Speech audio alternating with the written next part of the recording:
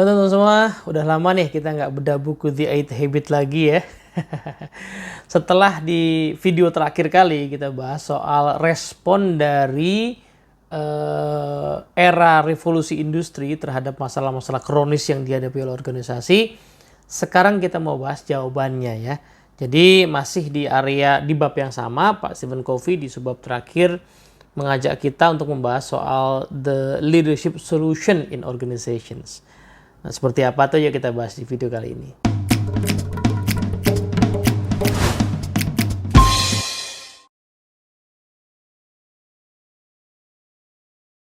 Oke, Assalamualaikum warahmatullahi wabarakatuh. Halo teman-teman semua. Kalau belum nonton video Buddha Buku sebelumnya, silahkan nonton dulu yang serial sebelumnya. Belum punya bukunya, bisa dibeli di akun Tokopedia-nya Dunamis ya, atau di toko buku terdekat. Ada edisi bahasa Indonesianya. Edisi bahasa Inggrisnya juga masih ada saya kira. Atau zaman sekarang juga saya kira di Google Playbook atau di Kindle juga ada ya. Nah, di subbab ini Pak Covey mengajak kita untuk mengenali ya bahwa di dalam diri kita tuh selalu ada panggilan, ada suara, ada panggilan jiwa untuk merespon secara berbeda ya situasi di era revolusi industri itu. Jadi software untuk mengembangkan keagungan itu sebenarnya sudah ada dalam diri kita, katanya begitu.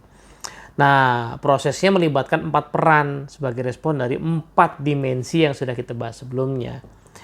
Jadi bisa dikatakan 4 peran kepemimpinan itu adalah antidot ya, penawarnya ya dari situasi kronis yang ada di 4 dimensi yang dialami di era sekarang. Jadi bisa dikatakan ya memang kalau manusia tuh punya 4 dimensi ya, yaitu tubuh ya, relasi, heart gitu ya, kemudian pikiran dan juga jiwa. Ya, organisasi juga begitu ya, organisasi juga punya 4 hal itu karena organisasi kan toh isinya manusia juga. Nah, cara kerjanya seperti apa? Yuk kita bahas ya. Jadi kalau memang trust itu rendah, maka solusinya adalah ya dengan menjadi model untuk menunjukkan kelayakan untuk dipercaya atau trustworthiness. Ya, trust rendah, obatnya modeling trustworthiness. Nah, sementara kalau misalnya nggak ada kesamaan visi, kesamaan value, kesamaan gerak, ya solusinya adalah kita perlu menjalankan pathfinding, ya. Proses untuk mengajak tim bersama-sama menemukan, merumuskan tujuan untuk membangun visi dan value bersama tadi. Ketika ada misalignment, ketidakselarasan satu bagian dengan bagian lain, ya maka prosesnya, peran yang dibutuhkan adalah aligning ya. Apa yang di-align? Ya orangnya, ya strukturnya, ya sistemnya, ya prosesnya. Dan ketika ada disempowerment, artinya orang itu merasa tidak berdaya, tidak diberdayakan ya, maka ya empowerment itu atau empowering itu adalah peran yang keempat, supaya orang merasa berdaya di dalam organisasi. Jadi beliau mengatakan ini namanya the four roles of leadership. Nah, yang dulu banget namanya itu ya, program yang lama, versi lama. Kemudian sekarang namanya the four essential roles of leadership, sudah mengalami pengembangan trainingnya. Ya teman-teman yang mungkin pengen ikut trainingnya 8 Habit apa sih? Nggak ada. Jadi yang judulnya The 8 Habit itu nggak ada. Adanya the four essential roles of leadership, itu ada public programnya di Dunamis. Sebenarnya itu adalah modul ya yang berasal dari buku The 8 Habit ini. Gitu. Nah, tapi menariknya Pak Stephen Covey itu menekankan di buku ini bahwa leadership yang dimaksud itu bukan sebagai sebuah posisi, tapi sebagai sebuah proactive intention. Jadi niat proaktif kita untuk affirm the worth and potential. Jadi memang tidak ada hubungan dengan posisi. Ini yang menarik sekali ya. Biasanya materi the four essential leadership itu kalau di organisasi ya, di klien-klien Dunamis itu diajarkan untuk level yang cukup tinggi ya materinya. Ya mungkin karena memang secara desain pelatihan seperti itu biasanya cocoknya buat yang levelnya cukup tinggi. Tapi dilihat-lihat ya dari secara filosofi dasarnya ini justru dimasukkan untuk semua orang. Jadi 4 peran kepemimpinan ini memang sebuah peran yang kita jalankan sebagai ekspresi kepedulian kita akan potensi orang. Karena tim kita, orang-orang di sekitar kita itu adalah orang yang punya 4 dimensi, maka untuk mengejawantahkan itu dalam praktek kepemimpinan, ya kita jalankan 4 peran kepemimpinan tadi.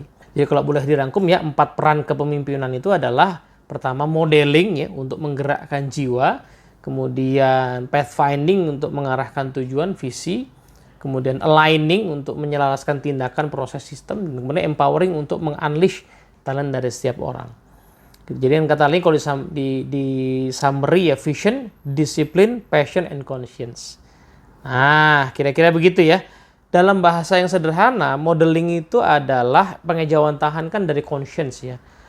Bahasa lainnya ini adalah praktek untuk set a good example, memberikan contoh yang baik.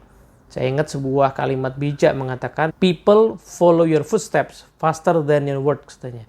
Orang tuh lebih cepat mengikuti langkah kaki kita daripada kata-kata kita. Nah, setelah itu orang mau ngikut kita ya, maka ngikutnya kemana? Ya, pathfinding dong, vision ya, jointly determine the course. Jadi bersama-sama tim menetapkan tujuan, kemudian mengajak tim untuk memahami tujuannya. Dari situ dieksekusi, ya kan, dengan disiplin ya, set up and manage system to stay on course. Nah, tapi dalam rangka mengeksekusi itu butuh orang-orang yang terkembangkan potensinya, maka butuh empowering ya. Di dalamnya passion orang dikembangkan. Jadi fokus talent on results not methods. Jadi bagaimana talenta orang tuh akhirnya bisa menghasilkan ya hasil yang memang betul-betul dikehendaki. 4 perang kepemimpinan ini dikembangkan oleh Pak Covey bersama rekan-rekannya ya di Franklin Covey. Saya ingat sekitar tahun 2012 ada seorang partner yang senior banget datang ke Indonesia. Waktu itu saya ikut sertifikasi Leader in Me dan namanya Pak David Tesch. Dia kayaknya salah satu tim nih yang merumuskan gambar 4 roles itu. Dia yang bikin gambar lingkaran-lingkarannya itu gitu ya. Dan mereka coba memvalidasi ya, kira-kira kalau dibandingkan dengan pendekatan kepemimpinan lain, kira-kira ada nggak sih yang seprinsip ya, searah gitu, sama lah idenya. Ternyata ada, ya kan, itu kan bagian dari ini ya, bagian dari tradisi ilmiah ya. Kita punya pemikiran itu tidak pernah merasa bahwa pemikiran itu pure original punya kita sendiri, tapi kita kan selalu berdiri di atas pemikiran orang lain, kita juga saling melengkapi dengan pemikiran lain. Nah, beliau coba untuk membandingkan jadi model 4 perang kepemimpinan ini dengan result based leadership dari Dave Ulrich, Jack Zenger sama Norm Smallwood gitu ya. Jadi bukunya terkenal juga tuh ya, result based leadership. Nah, jadi mereka juga menjalankan riset untuk menemukan model itu. Nah, jadi kalau di result based leadership itu tengah-tengahnya bentuknya kayak blok kotak-kotak gitu ya. Tengah-tengahnya adalah demonstrate personal character, itu kan sama dengan modeling tadi ya. Kemudian pathfinding atau visioning itu set direction katanya. Vision, customer future. Kemudian aligning atau execution itu mobilize individual commitment, dan terakhir ya empowering itu selaras dengan engender organizational capability. Jadi ya supaya bisa dieksekusi mencapai visi ya orang harus dinaikkan kapabilitasnya. Nah, tidak hanya itu, beliau juga bandingin nih dengan model lain yang dikembangkan oleh Nitin Nohria, William Joyce sama Bruce Robertson ya, judul artikelnya What Really Works ya. Mereka meneliti lebih dari 200 management practices di 160 perusahaan. Nah, ketemulah 4 primary management practices. Nah, apa aja tuh? Pertama adalah strategi ya, devise and maintain a clearly stated focus strategy, itu sama dengan vision. Yang kedua adalah execution, develop and maintain flawless operation execution, itu sama dengan sebenarnya empowerment ya, karena ini soal kapabilitas tim yang dinaikkan supaya bisa menjalankan ya, strategi. Lalu yang ketiga, culture, develop and maintain performance oriented culture, itu sama dengan modeling ya, bagaimana budaya integritas itu ada di organisasi. Dan terakhir, structure, build and maintain a fast, flexible, flat organization, itu sama dengan aligning. Jadi istilahnya agak-agak sedikit berbeda definisinya, tapi sebenarnya esensinya empat-empatnya sama. Nah, perbandingan ini kalau saya merasakan adalah usaha Pak Stephen Covey dan tim ya untuk mencoba memvalidasi. Karena kan spirit dari Pak Stephen Covey kalau nulis buku gitu ya, itu selalu berusaha untuk mengajarkan atau menemukan, kemudian mengajak orang sama-sama belajar tentang prinsip-prinsip yang paling fundamental, yang paling universal ya, se-universal mungkin yang bisa kita temukan. Seven Habits kan begitu ya kan. Nah, maka Dia pasti lihat ya dengan penemuan-penemuan yang menggunakan metodologi yang berbeda, oh kok ternyata ada kesamaan, berarti bolehlah ini dikatakan sebagai, ya istilahnya beda-beda, tapi prinsip-prinsipnya sama ya. Kata prinsip itu kan memang kata kunci lah di dalam buku-bukunya Pak Stephen Covey. Oke, nah setelah itu beliau coba menggambarkan ya bagaimana 4 peran kepemimpinan itu ternyata paling gampang ya digambarkan lewat metafora olahraga nih katanya gitu ya. Jadi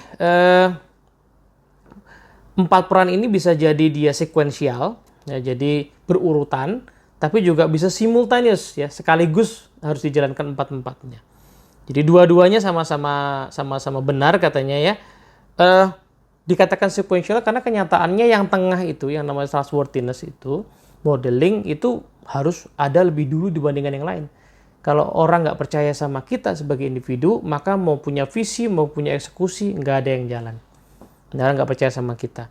Gitu. Tapi juga simultaneous karena artinya visi eksekusi itu kan tidak hal-hal yang jelas batasnya. Ini visi dan ini eksekusi nggak. Ini kan selalu bolak-balik, selalu interaksi gitu kan.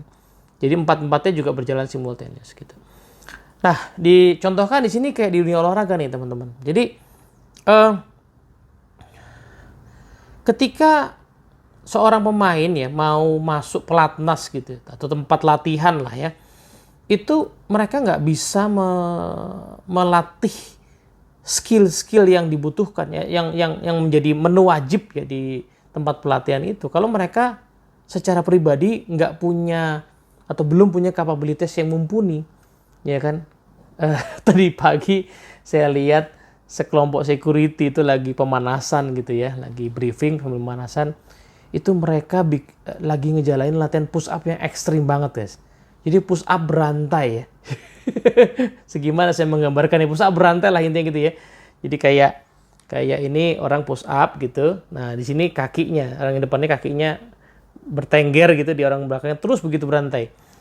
Saya melihat itu dengan kagum, wow, push up-nya sangat advance guys gitu ya. Nah, artinya orang kan nggak mungkin gabung di tim security itu tanpa sebelumnya bisa melakukan push up yang paling basic dulu. Kalau saya gabung di situ jelas masuk aja nggak bisa ya. Saya mau disuruh latihan kayak gitu nggak akan sanggup. Jadi pemain sepak bola misalnya ya untuk bisa bermain di sebuah tim, bahkan ketika mau masuk ke latihan ya persiapan pertandingan, dia harus punya basic kompetensi yang sangat mumpuni dulu. Nah itu kan modeling ya. Orang percaya karena kita punya kelayakan dipercaya kan gitu ya. Nah dari situlah kemudian kita bisa bicara soal tim ini mau menang pertandingan apa saja. Mau juaranya sampai level mana. Mau dikembangkan jadi tim kayak gimana. Lalu dikembangkanlah strategi eksekusi, ya, sistem diselaraskan, metode latihan dan sebagainya.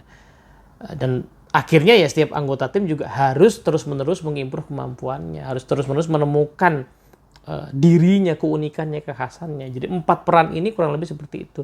Tim yang nggak menjalankan 4 peran ini biasanya timpang. Yang tidak ada trustworthiness ya nggak akan bisa jalanin visi dan lain-lain. Ada trustworthiness tidak punya visi, nggak ada kesatuan arah. Ya kita sudah lihat banyak tim yang pemainnya bintang tapi kenyataannya nggak pernah padu ya karena memang semuanya butuh arah yang selaras. Jadi kalau saya lihat di buku ini Pak Covey sepertinya sangat menekankan di area trustworthiness dulu sih. Jadi cukup banyak ya dikatakan di sini misalnya personal development precedes the building of trusting relationship. Kita nggak bisa ngomongin visi, eksekusi, empowering tanpa kelayakan kita untuk dipercaya dulu. Kalau orang nggak bisa memenuhi janji ya yang dia buat sendiri, dia tuh nggak konsisten gitu ya, dia moody banget, ya ngomong visi, ngomong eksekusi, ngomong pemberdayaan nggak akan jalan. Begitu juga dengan perumpamaan lain yang dibuat oleh Pak Covey ya, orang nggak bisa lari kalau jalan juga belum bisa ya. Seorang anak kan nggak mungkin lari sebelum jalan ya kan. Dia nggak bisa jalan sebelum dia merangkak. Itu yang paling tepat ya. Orang nggak bisa belajar kalkulus kalau aljabar juga nggak ngerti. Aljabar nggak akan ngerti kalau basic matematika juga tidak dipahami. Nah, dari kelayakan buat dipercaya, kita bisa bangun hubungan yang penuh kepercayaan. Dari situ kita bisa membangun organisasi yang penuh kepercayaan juga. Nah, organisasi yang penuh kepercayaan akan bisa menjadi organisasi yang terpercaya di masyarakat, di industri. Ya, kita kenal lah ya banyak organisasi yang punya brand yang sangat baik, itu kan dibangun tidak dalam semalam. Ya, kalau di zoom in ke dalam, mungkin tidak semuanya, tapi setidaknya sebagian besar 90% orang di organisasi itu adalah organisasi yang orang-orangnya bisa dipercaya dan hubungan antar mereka adalah hubungan yang penuh kepercayaan. Organisasi yang nggak punya hal kayak gitu ya tidak lama biasanya ambruk. Nah, jadi di akhir ya bab ini beliau mengingatkan bahwa tolong diingat-ingat ya sequence-nya. Dikatakan ya, keeping the sequence in mind, we move now from the character development involved in finding your own voice. Temukan dulu ya voice kita ya. Jadi praktekkan dulu proses menemukan panggilan jiwa kita. Baru kemudian to the skill development. Baru kita kembangkan kemampuan untuk menunjukkan bahwa kita tuh layak dipercaya. And team and system development. Kemudian mengembangkan tim dan sistem. Sehingga menjadi sebuah organisasi yang juga punya voice. Ya, organisasi yang juga punya kekhasan, keunikan, punya distingsi, punya distinctive contribution, ya, punya keunikan. Dia tidak hanya berbisnis, tapi kehadiran dia di masyarakat itu memang dirasakan bermanfaat. Kita kenal lah banyak organisasi kayak gitu yang baru maupun yang lama, yang tidak saja menguntungkan, kokoh, tapi juga orang itu senang mereka ada. Ya. Mereka ada terang senang. Sebaliknya ada organisasi yang ya orang suka berharap bahwa ngapain sih ya dia ada gitu ya. Kayaknya di hampir di semua industri ada yang kayak gitu ya. Aduh, nih saya kalau nggak terpaksa nggak pakai mereka. Nah itu kan organisasi yang ya orang berharap ya dia nggak ada karena agak-agak mengganggu secara keseluruhan. Tapi sebaliknya ada organisasi yang sangat dipercaya ya, sehingga orang kemudian senang dan mau terus bekerja sama menggunakan produk mereka. Nah, kalau di zoom in dibalik lagi, di dalamnya pasti ada 4 peran kepemimpinan yang terus-menerus dibangun dari dalam keluar. Ya, sampai di sini dulu. Nanti berikutnya kita akan masuk ke bab yang ketujuh ya. Judulnya adalah The Voice of Influence Be a Trim Tab. Jadi sebenarnya dalam proses menjalankan leadership itu kita tidak harus punya wewenang yang terlalu besar, karena kadang-kadang dengan wewenang yang ada di dalam diri kita saja, kalau dijalankan dengan sungguh-sungguh dengan 4 peran kepemimpinan tadi, bisa jadi kita bisa menciptakan perubahan besar. Seperti sebuah trim tab. Nah, apa itu trim tab? Kita bahas di next video. Moga-moga bermanfaat. Assalamualaikum warahmatullahi wabarakatuh.